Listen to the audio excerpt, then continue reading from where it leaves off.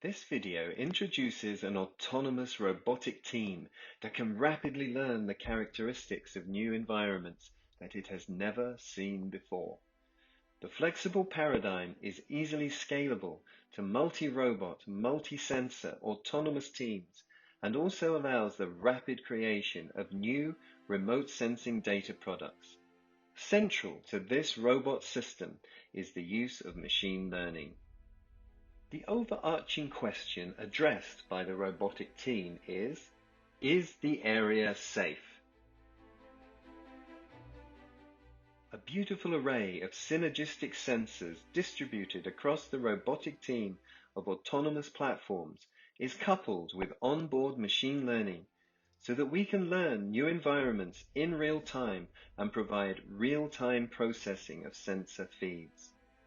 The case study presented is for the rapid characterization of the aquatic environment. The aquatic environment was chosen as it includes some obvious access challenges. Each robot has its own sensor payload. Over a period of just a few minutes, we acquired thousands of training data points.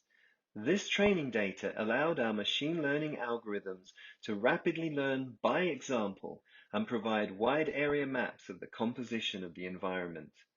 The main demonstration involved two autonomous robots, a robotic aerial vehicle and a robotic boat. Two additional smaller robots were also involved, a walking robot and a robotic hovercraft. The smaller robots can be deployed by a single individual. Sunlight provides the illumination used by the aerial vehicle's hyperspectral camera. The intensity of solar illumination changes with wavelength. From the aerial vehicle, we carefully measure the incoming solar irradiance spectrum in real time so that we can accurately determine the surface reflectivity as a function of wavelength.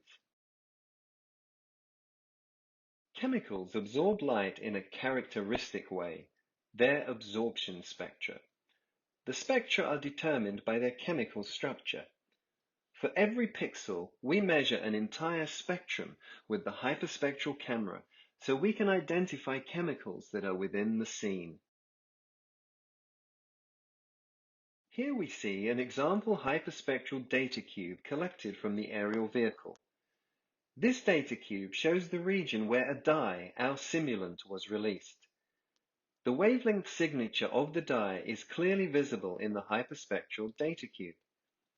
The top layer is a regular color image.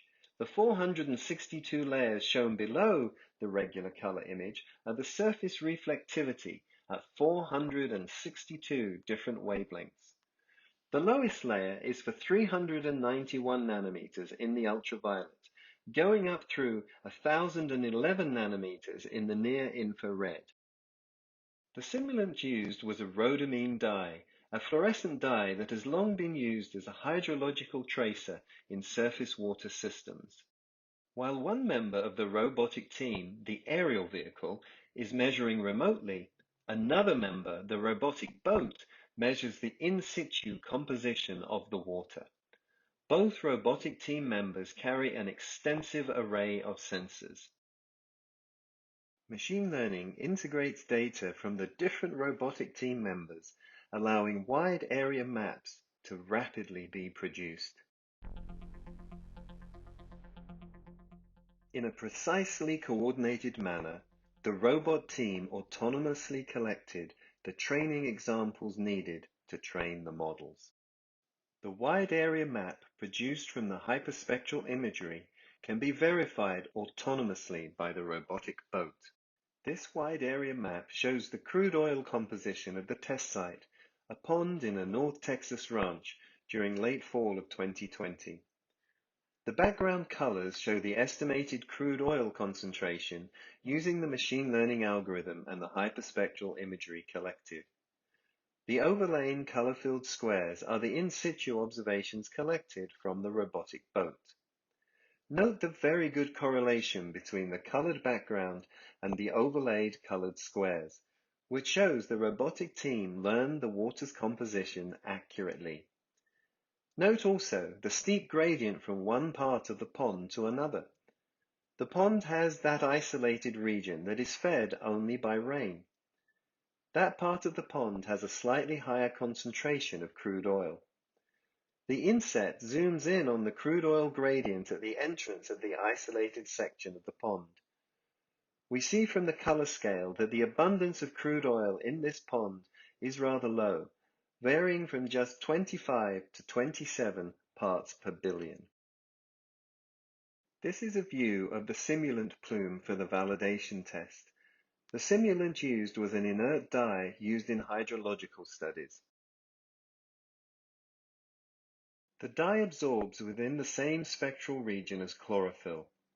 The machine learning chlorophyll map highlighted exactly the locations of the dye. This was then verified by the boat. We see that around the edge of the pond, the map shows very large concentrations of chlorophyll. This is due to large clumps of algae. The inset photograph shows an example verification picture.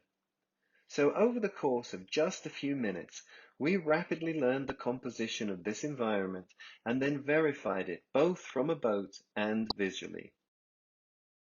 The robotic team can also be used in a second mode, where we remotely sense the distinct spectral signatures over a wide area and then optimize the necessary in situ sampling patterns.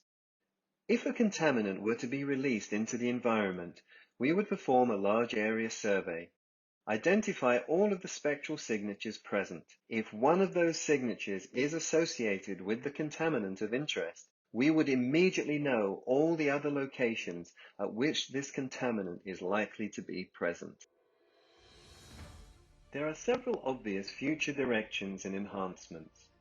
One way would be to expand the spectral range even further into both the ultraviolet and infrared, allowing us to identify a much wider range of chemical compounds in the environment.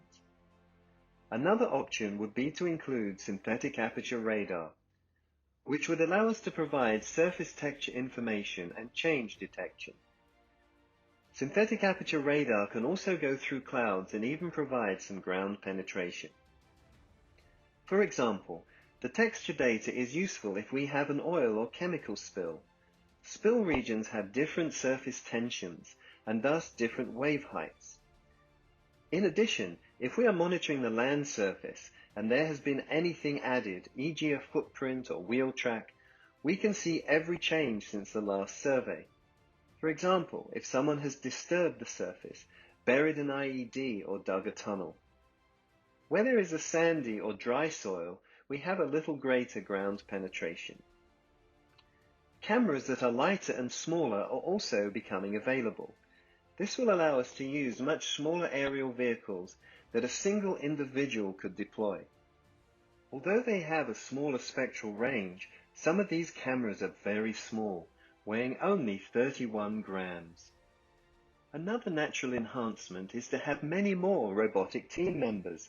For example, an amphibious ground vehicle could transport and recharge multiple aerial vehicles, a robotic boat, walking robots, and also drop deploy a mesh of sensor pods as it travels, pods for in situ 24/7 sensing across a wide domain.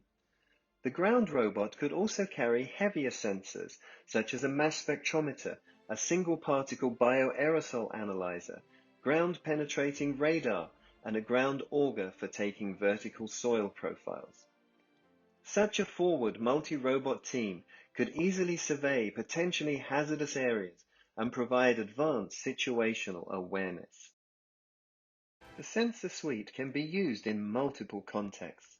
For example, the hyperspectral camera can also be used in mobile wound healing centers, in other applications such as for pathology and forensics.